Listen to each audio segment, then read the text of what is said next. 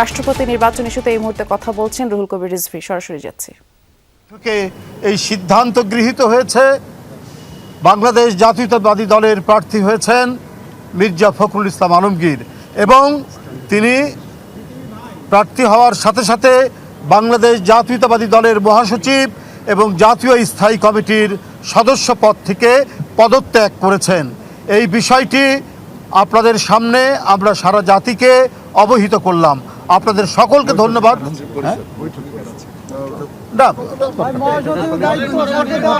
এখনো এগুলি সম্পূর্ণ মিটিং চলমান আছে এবং দলের পক্ষ থেকে তো আগেই আমাদের দলের সম্মানিত চেয়ারম্যান এবং প্রধানমন্ত্রী তার কাছে দায়িত্ব দেওয়া আছে।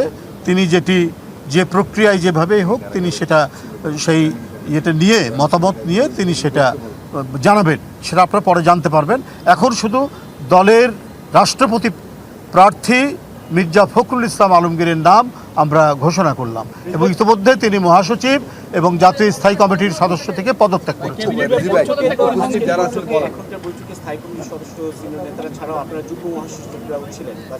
না, আমরা ছিলাম, আমি বলি শোনেন, আমি বলি আপনারা এখানে ছিলেন জাতীয় স্থায়ী কমিটির সদস্যবৃন্দ, চিফ হুইপ এবং সকল হুইপ এবং দলের সকল যুগ্ম মহাসচিব বৃন্দ উপস্থিত ছিলেন, আর কেউ না।